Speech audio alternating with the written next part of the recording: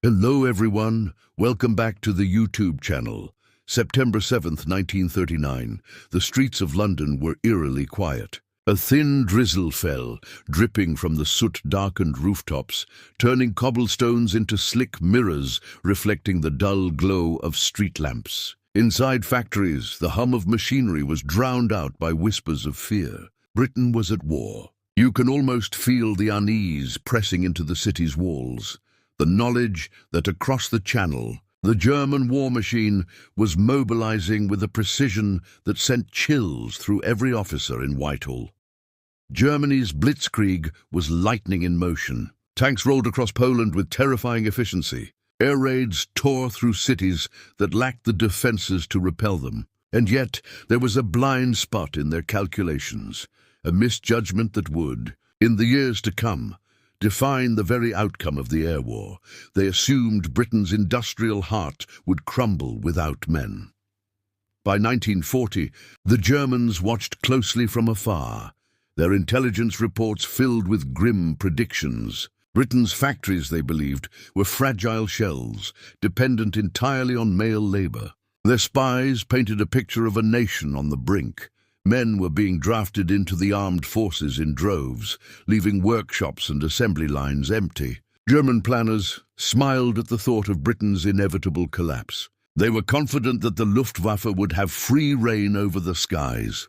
But reality on the ground told a very different story. Women were stepping into roles that had been denied to them for generations. Factories that once hummed with a dozen men now buzzed with hundreds of women, each determined not to fail their country. From the north in Belfast to the Midlands, from the factories lining the Thames to the outskirts of Manchester, a new army was forming, not with rifles and grenades, but with rivet guns, hammers, and determination. Take the story of Mary Thompson, a 24-year-old from Coventry. She had grown up in a quiet suburb, working in a local textile mill before the war. By 1940, she was climbing into the cockpit of a Spitfire wing assembly line, the smell of machine oil and heated metal filling her lungs. Mary had never held a wrench larger than a sewing tool before, yet here she was, fitting ailerons with meticulous care, while bombs sometimes fell miles away. Her hands ached, her uniform was smeared with soot, but she smiled fiercely. Every component she installed could mean a life saved in the skies above Europe. Across the country, thousands of women like Mary were doing the same. They were the wrens of the workshop, a term that would eventually become synonymous with resilience. Factories retooled at breakneck speed. Where once men had crafted a handful of aircraft each week, now entire halls were filled with women who could produce a plane a day. You can almost hear the cacophony. Drills buzzing, metal clanging, the muffled laughter and chatter that fought against the tension of war. It was a sound the Germans never expected, a sound that would echo across decades of military analysis. German intelligence had a name for Britain's missing men: the vacuum of manpower. Their reports, marked with precision and confidence, assumed that production would stall, that Britain would be grounded, that their own air superiority would be uncontested. Every factory emptied of men was a victory in their minds. Every assembly line with absent male laborers a step closer to dominance. And yet, what they didn't understand was the human element: determination, ingenuity, and sheer stubbornness. By 1941, British women were producing aircraft at a rate that astonished even the Ministry of Aircraft Production. The story of fairy aviation in Heaton Chapel, Manchester, reads like something out of a novel.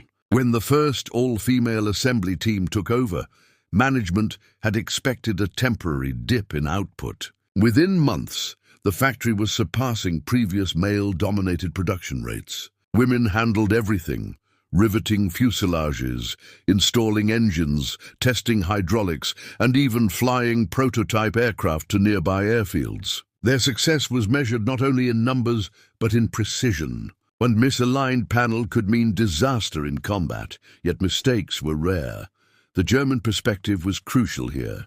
Commanders in Berlin, reviewing aerial reconnaissance and production estimates, could not reconcile the numbers. Each month, British aircraft production grew, defying logic and expectation. In 1942, Britain produced over 30,000 aircraft, far exceeding German forecasts. The Luftwaffe, assuming Britain would produce a fraction of that without men, found themselves facing increasingly sophisticated fighters and bombers that dominated key theaters. The strategic miscalculation was catastrophic. It wasn't just production speed, it was innovation under pressure. Women on these assembly lines were often faced with challenges that required on-the-spot problem-solving. If a part failed or was delayed, they adapted. Spare components were fabricated, assembly schedules rewritten. Engineering offices, once reserved for men, were now filled with female minds tackling aerodynamic challenges, engine calibrations, and armor modifications. Each solved problem was another step in a war of survival, and every aircraft leaving the hangar represented a defiance of German assumptions. One particularly dramatic episode occurred at Bristol Aeroplane Company. In early 1942, a batch of Bristol Beaufighters was delayed due to a supply chain disruption. Women workers, led by Eleanor Rigby, not the singer, though her story could inspire a ballad, devised a method to modify the wings using available materials without compromising safety. Within a week, production resumed, and the aircraft were delivered to squadrons on time. German intelligence reports, when they later assessed the British capacity, noted that disruptions were handled with a level of ingenuity and speed that could not be anticipated. It's worth stepping back for a moment. Imagine you are a German planner, eyes glued to maps and figures. Every empty mail workstation is a supposed opportunity.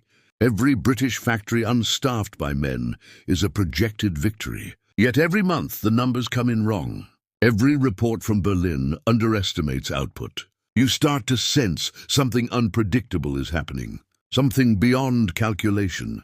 By the end of 1943, the scale of women's contribution was staggering. Over 100,000 aircraft had been produced, almost all of them with women forming the backbone of production lines. These planes weren't second-rate.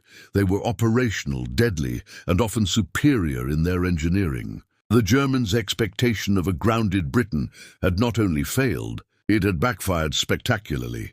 And yet the story is not one of unbroken triumph. These women faced immense pressures. Long hours, fatigue, and the constant fear of bombing raids loomed over every shift. Factory towns were blacked out at night, sirens were a daily reality, and children waited at home for mothers who often didn't return until late. The psychological toll was immense, yet it never broke the resolve. You can almost hear the factory's heartbeat, a rhythm driven by necessity, fear, and courage. But there was one moment that would come to define the Germans' shock, a reconnaissance report in late 1943. Luftwaffe analysts, flying over Britain, noted factories running at full capacity, women working relentlessly, and aircraft rolling off assembly lines at a rate that defied all prior assumptions. The realization struck hard. Britain had not only survived without its men, it had adapted, innovated, and thrived. The Germans had assumed a temporary pause in production. Instead, they were facing a relentless escalation. The stage was set for an air war that would challenge the very assumptions of modern warfare. The Germans had counted on weakness. Britain had delivered strength in a form they had not understood. And somewhere in the shadows of those bustling factories, Mary Thompson and her peers continued to hammer, rivet, and assemble, unaware that their work was rewriting military history. The irony is almost cinematic. The enemy, planning for collapse, had underestimated the resilience of ordinary citizens, the ingenuity of women who had never imagined themselves as war workers. The very concept of home front warfare was being transformed, not with soldiers in foxholes, but with rivets and engines, with meticulous hands building machines that would decide the fate of nations.